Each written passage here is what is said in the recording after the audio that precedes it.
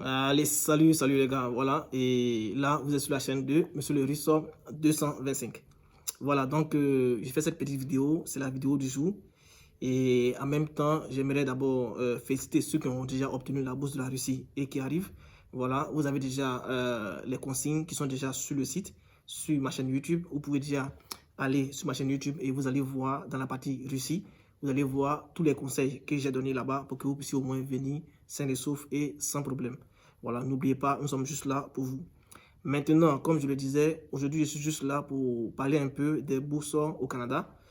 Et j'avais déjà fait une vidéo comme ça, mais il y a des questions qui reviennent à chaque instant et ces questions-là sont identiques. Donc, je veux juste vous donner des appréciations et puis aussi essayer de vous détailler quelques éléments sur les bourses. Voilà, donc comme je vous le disais, au Canada actuellement pour l'hiver 2024, c'est-à-dire pour ceux qui vont faire la rentrée de janvier 2024, voilà, il y a des bourses qui sont disponibles et ces bourses-là, comment est-ce que ces bourses sont réparties? Donc, je vais comme ça essayer de vous décortiquer un peu, comme ça, vous allez vous-même choisir votre opportunité, ou bien si vous voulez faire toutes les bourses aussi, vous allez pouvoir les faire. Donc, dans un premier temps, vous devez savoir qu'il y a déjà la bourse des formations professionnelles, voilà. Donc, il y a la bourse de la formation professionnelle qui est déjà lancée et j'ai reçu déjà plusieurs étudiants, je ne dirais pas assez, mais plusieurs étudiants que j'ai aidé déjà à postuler et qui attendent les résultats qui seront établis en décembre. Voilà. Maintenant, à part cela, en ce qui concerne les universités classiques, pour les universités classiques, il y a, parce que c'est ce que les gens me demandent, moi, je vous avais déjà dit que ceux qui veulent aller pour le travail ou bien qui veulent faire des, des permis de travail, si vous voulez vraiment passer par le travail et que vous ne trouvez pas vraiment des entreprises qui vont vous recruter pour travailler, vous pouvez déjà passer sous la forme de centre de formation, vous voyez. Et une fois que vous passez par les centres de formation, il y a des stages à faire et tout ça. Donc, vous allez obtenir un certificat de travail ou bien un permis de travail pour pouvoir, une fois que vous finissez, essayer de travailler là-bas. Voilà, donc ça, c'est la technique que moi je vous donne. Maintenant, si cela ne vous convient pas et que vous voulez forcément avoir un permis de travail avec une entreprise, voilà, en termes de travail ouvert ou bien fermé, bon, ça va vraiment engager que vous. Mais pour l'instant, ce que nous écrivent pour cet aspect-là, nous avons déjà arrêté parce qu'on a eu un peu de soucis. Voilà, donc on a arrêté. Et une fois que c'est ouvert, je vais essayer de vous dire. Voilà, maintenant, pourquoi est-ce que je fais la vidéo? Je fais la vidéo pour parler de la bourse, donc on va revenir à nos moutons. Donc, et en ce qui concerne la bourse, il y a deux types de bourses.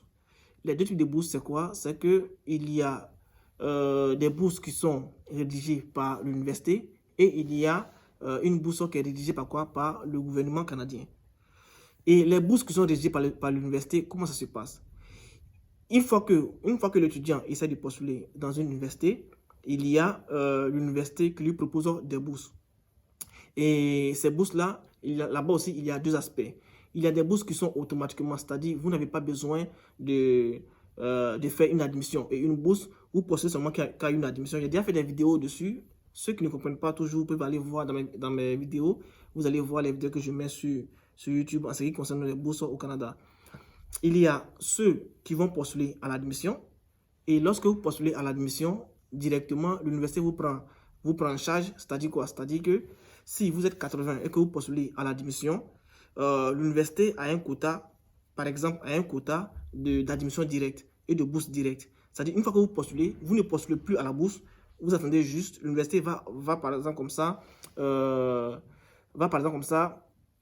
énumérer ou bien va par exemple comme ça étudier votre dossier, voilà, étudier votre dossier et lorsqu'ils vont finir d'étudier votre dossier, si vous avez la capacité, si votre dossier est apte ou bien respecte les caractéristiques ou bien les conditions d'avoir une bourse, ils vont vous dire ok, vous avez reçu une admission et vous avez reçu une bourse, voilà. Mais dans la partie, lorsque vous allez commencer à postuler, ils vont vous demander aussi est-ce que vous voulez avoir une bourse, vous mettez oui, ou bien c'est non, vous mettez non. Vous voyez, c'est en ce moment-là que l'université va essayer comme ça de voir un peu et votre admission et la bourse pour pouvoir vous donner une bourse automatiquement. Voilà. Et en face de cela, il y a aussi des universités comme des cégeps comme ça. La plupart du temps, c'est les cégeps qui font ça. Les cégeps, lorsque vous recevez une admission, ils vous envoient un lien et c'est ce lien-là que vous allez utiliser maintenant pour aller postuler à la bourse. Vous voyez, ça, c'est pour la bourse de l'université. Et la plupart, dans ces gens de cas-là, l'université, qu'est-ce que l'université fait? L'université, par exemple, comme ça, vous donne des bourses d'exemption, c'est-à-dire qui est fixée uniquement sur la scolarité. C'est-à-dire, lorsque l'étudiant obtient cette bourse-là, l'étudiant vient par ses moyens, par tous ses moyens, mais c'est seulement la scolarité que l'université va prendre en charge. S'il y a des réductions, l'université vous dit qu'il y a des réductions, c'est en fonction de de la qualité de votre dossier et en fonction de comment est-ce que vous allez postuler que l'université va comme ça essayer de vous donner la bourse, vous voyez. Et maintenant, la seconde partie de la bourse, ça j'ai fini avec la bourse des universités. Maintenant, la seconde partie des bourses, c'est quoi? C'est la bourse qui est octroyée, par exemple, comme ça, par le gouvernement canadien. Et cette bourse-là, comment est-ce que c'est réparti? Dans les normes, si le gouvernement canadien vous dit, par exemple, que vous avez obtenu une bourse, voilà, une bourse d'exemption, ça veut dire quoi? C'est une bourse aussi qui est fixée sur les admissions. Mais comment est-ce que ça fonctionne? Chaque université, chaque cégep reçoit un quota du gouvernement canadien. Si par exemple l'année 2024 qui arrive ou bien 2023, à partir d'hiver 2024, si le gouvernement canadien veut par exemple comme ça envoyer peut-être ou bien veut donner des bourses à au moins 1500 ou bien 500 étudiants étrangers, le gouvernement canadien va dispatcher ces 500 étudiants-là dans les universités et dans les cégeps. Vous voyez. Donc, une fois que vous finissez de postuler, si vous respectez les conditions de l'université et les conditions que le gouvernement canadien a optées, si vous les respectez, là, vous allez aussi obtenir, il y a certains étudiants étrangers qui vont obtenir, par rapport au concours de dossiers, vont obtenir des bourses en ce qui concerne le gouvernement canadien. Maintenant, ces bourses-là, comment ces bourses-là vont agir? Quel est l'avantage? L'avantage de ces bourses-là, c'est quoi? C'est que ces bourses-là vont agir directement sur la scolarité. Et comment?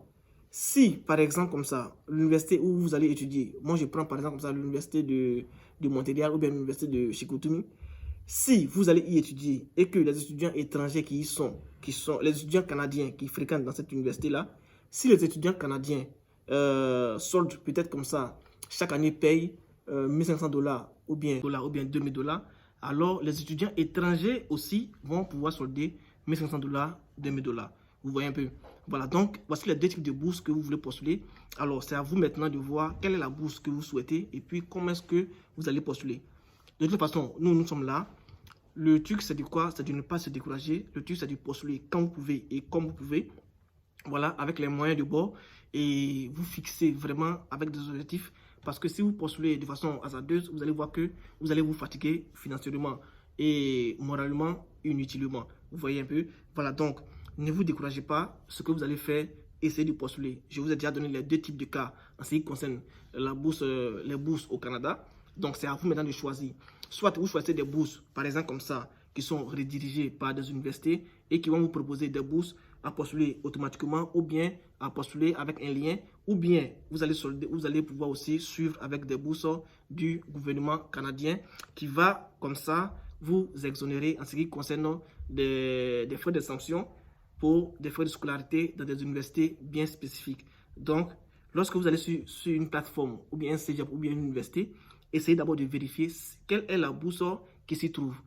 Si c'est la bourse du gouvernement canadien, alors vous allez savoir comment est-ce que vous allez postuler avec ce que je viens de vous dire. Et si c'est la bourse comme ça d'une université aussi, vous allez savoir comment ça se passe. Voilà, donc les gars, n'oubliez pas, d'abord n'oubliez pas, c'est très important, ne vous découragez pas. Si vous voulez vraiment avoir un futur à l'extérieur, ou bien si vous voulez vraiment avoir un futur pour votre avenir, professionnel et tout ça, donc c'est vraiment hyper important de ne pas vous décourager et essayer de postuler comme vous pouvez, comme je l'ai dit à chaque instant. Voilà, donc c'était moi le Sam Hospital, c'était juste une petite parenthèse que je voulais vous donner. Nous sommes là, ceux qui sont vraiment intéressés à pour qu'on puisse postuler pour eux, vous nous contactez, c'est le numéro qui est là, vous nous contactez inbox, on va essayer de causer ensemble et aussi essayer de vous aider à pouvoir postuler. Voilà, et je le rappelle encore, ceux qui viennent pour la Russie, si vous devez venir et que votre université ne veut pas vous accueillir, vous pouvez nous contacter inbox aussi, c'est le numéro qui se trouve là. On va essayer de s'organiser et vous attendre, vous accueillir sans problème. Voilà, donc les gars, c'était moi le Sam Hospital et vous êtes sur la chaîne de Monsieur le Russe 225. Si ce que je fais ou je mets en ligne les vidéos vous aide énormément, essayez de liker la vidéo, c'est hyper important pour moi et aussi pour YouTube qui va essayer de relayer mes vidéos aussi à d'autres étudiants.